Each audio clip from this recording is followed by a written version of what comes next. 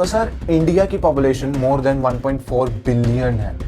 World का youngest workforce, India से ज़्यादा यंग पीपल पूरे दुनिया में कहीं नहीं है। सबसे डाइवर्स टैलेंट पूल है इंडिया के पास। फिर भी जब स्पोर्ट्स की बात होती है एक ही नाम डोमिनेट करता है, cricket. You know, that's what we are known for. हौसला, ईंधन, बदला। हौसला, ईंधन, बदला। Ladies and gentlemen, you are still not ready for this. सिर्फ और सिर्फ क्रिकेट। क्रिकेट के अलावा हमारे इंडिया में किसी स्पोर्ट्स की बात क्यों नहीं होती? ये डोमिनेंस कोई कोइंसिडेंस नहीं है, ये हिस्ट्री, पॉलिटिक्स, इकोनॉमिक्स और मीडिया ने एक लेयर्ड आउटकम बना रखी है।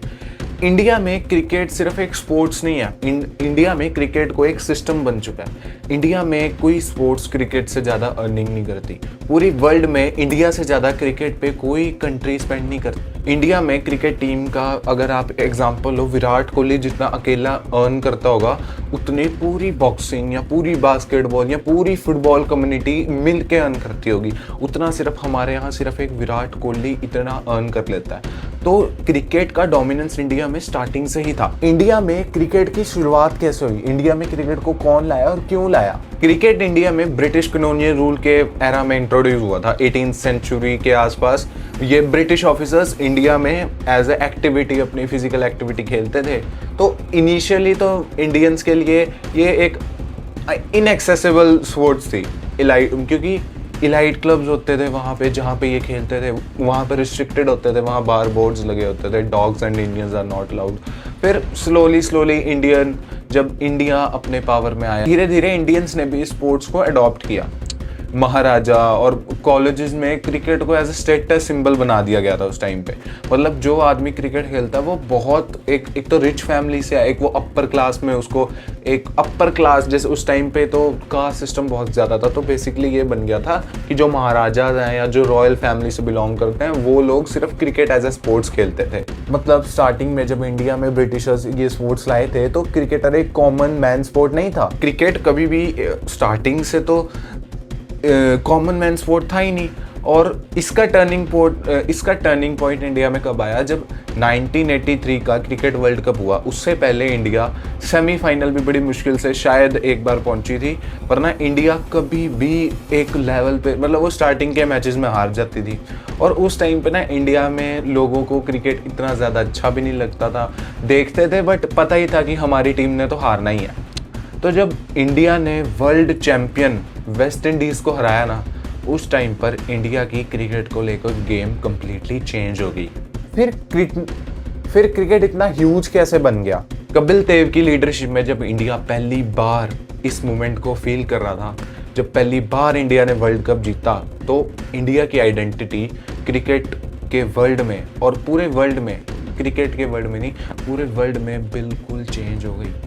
क्रिकेट ने सडनली पूरी देश को नेशनलिज्म का, एक यूनिटी का कॉन्सेप्ट दिखाया। इंडिया में उस टाइम पे क्रिकेट लोग इतना ज़्यादा खेलते थे, इतना ज़्यादा पसंद करते थे, ये आज भी आप पे लाइव एग्जांपल है। हर लड़के ने बचपन में सोचा ही होता है कि मुझे बड़ा होके क्रिकेटर तो बनना ही बनना है। कभी ना कभी तो हर बंदे ने ये बात सोची होती है कि मुझे क्रिकेटर बनना है। वो चाहे आगे की बात है, बने ना बने वो बात की बात है, बट हर एक बच्चा इंडिया में एक ना एक बार तो ज़रूर ये बात अपने दिमाग में लाता है कि मुझे क्रिकेटर बनना है, मुझे इंडिया को, मुझे विराट कोहली के साथ खेलना है, मुझे धोनी के साथ खेलना है, एक्सेट्रा एक्सेट्रा। बीसीसीआई के पास इतना पैसा आता क्या है कि वो आईपीएल पे 40,000 करोड़ खर्च सके? इतना पैसा बीसीसीआई को दे कौन रहा है? जब 90s के एरा में सैटेलाइट टीवी आया था ना इंडिया में, तो उस टाइम पर क्रिकेट में तो जैसे एक रेवोल्यूशन ही आ गया था। क्रिकेट सडनली स्टेडियम तक लिमिटेड नहीं था। उस टाइम पर हर घर में अगर कोई मैच हो रहा है तो वो एक डेली रूटीन बन गया था, एक रिचुअल बन गया था कि क्रिकेट का मैच है तो सारी फैमिली बैठ के देखेगी। पूरी फैमिली मैचेस, मतलब स्टार्टिंग से लेके एंड तक अगर 6 घंटे चल रहा है तो 6 घंटे बैठ के देखेंगी। और कमेंट्री वॉइसेस भी उस टाइम पर इमोशनल सी थी। आज के टाइम जैसे नहीं था, जैसे सिद्धू जी कहते हैं कि ओ ठोको गुरु, ऐसे उस टाइम फनी कमेंट्री नहीं होती थी। उस टाइम बड़ी सिंपल इमोशनल एक कमेंट्री होती थी। और इस तब तक भी इंडिया में, क्योंकि एक ही बार वर्ल्ड कप जीता था, उसके बाद बहुत टाइम तक इंडिया कहीं भी स्टैंड नहीं कर पाया। बट इसके बाद जो मेन गेम चेंजर होता है वो होता है ईयर 2008, जब इंडिया फिर से वर्ल्ड कप जीत जाती है। उस टाइम पर इंडिया में क्रिकेट इतना ज़्यादा कॉमन स्पोर्ट्स बन चुका था कि इंडिया की बीसीसीआई ने एक प्रीमियर लीग लॉन्च कर दी, इंडियन प्रीमियर लीग, जिसको आज के टाइम पे सारे आईपीएल के नाम से जानते हैं। और यहीं से ट्रांसफॉर्मेशन कंप्लीट हुआ। क्रिकेट स्पोर्ट्स से एंटरटेनमेंट बन गया, प्लेयर्स सेलिब्रिटीज़ बन गए, फ्रेंचाइजेस ब्रांड्स बन गए और मैचेस तो एक कंटेंट का वे बन गया था। और क्रिकेट उस टाइम पे वो प्रोडक्ट डिज़ाइन बन गया था कि हर कंपनी को अपनी ऐड में, हर कंपनी को अपना ब्रांड एम्बेसडर एक क्रिकेटर ही चाहिए। जहां एक टाइम पे कहते हैं कि कपिल देव और उस टाइम के जो 83 के हमारे प्लेयर्स थे, उनके पास वर्ल्ड कप जीतने के बाद अगले दिन रहने तक को घर एक कोई कमरा नहीं था। और आज के टाइम पे तो ये सिचुएशन आ चुकी है कि प्राइवेट जेट्स हैं, MS धोनी के पास अपना प्राइवेट जेट है, विराट कोहली अपने प्राइवेट जेट्स में या सिंगल फ्लाइट्स में, लग्जरी फ्लाइट्स में 1-2 लाख रुपए की टिकट तो ऑन एन एवरेज खर्च के घूम रहे हैं ना। हर चीज़ का टाइम आता है। आज के टाइम पे क्रिकेटर्स पे इतना पैसा है कि इंडिया का विराट कोहली लेब्रॉन जेम्स से ज़्यादा चार्ज करता है अपनी फीस।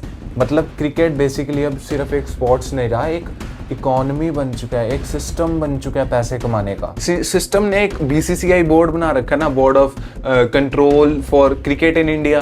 तो ये दुनिया का मोस्ट पावरफुल स्पोर्ट्स इंस्टीट्यूशन में से एक है। नंबर समझो, आईपीएल मीडिया राइट्स आज के टाइम पे मोर देन 50,000 करोड़ के बिकते हैं और जो इसकी फ्रेंचाइजी वैल्यूएशन है वो है on an approx 7 to 10,000 crore पर टीम। ठीक है, टॉप प्लेयर्स 10 से 20 करोड़ ऑन एन एवरेज पर सीजन के ले रहे हैं। ब्रांड डील्स में तो पता ही नहीं है।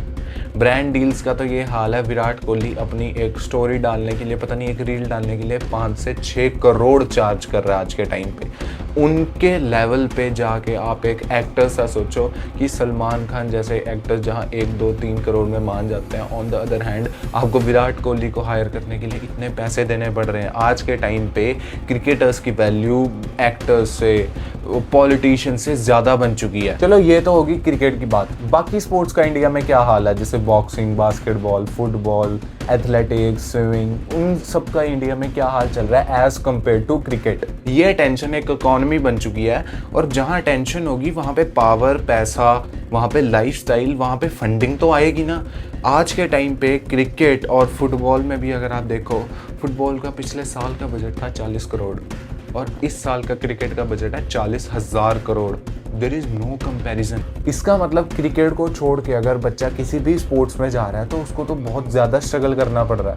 मतलब ये एथलीट्स का स्ट्रगल इतना ज़्यादा होता है as compare to cricket. India में टैलेंट हर स्पोर्ट्स में है। हॉकी में इंडिया की लेगेसी बन चुकी है। एथलेटिक्स में ग्लोबल लेवल पर पोटेंशियल है। मिल्खा सिंह भी इंडिया से थे, बट लेकिन रियलिटी ब्रूटल है। इंडिया का टोटल स्पोर्ट्स बजट है 3 से 3,500 करोड़। कंपेयर करो आईपीएल के इकोसिस्टम से। इंफ्रास्ट्रक्चर गैप देखो आप, ट्रेनिंग फैसिलिटीज़ अनइवन है, कोचिंग बहुत कम है और उसका आप हॉलीडेज़ पे नहीं जा सकते और एक्सपोजर तो भाई ज़ीरो है। इंडिया की क्रिकेट टीम को छोड़ के और कोई टीम को तो बाहर जाने तक पे भी एक लेवल पे स्ट्रगल करना पड़ता है, क्योंकि वो इतनी ज़्यादा अमाउंट ऑफ पीपल अपने साथ नहीं लेके जा सकते, क्योंकि उनका बजट लिमिटेड होता है। और ज़्यादातर मोस्ट स्पोर्ट्स में एग्जिस्ट ही नहीं करती ये चीज़, कोई लेवल ही नहीं है, कोई पैसा ही नहीं है।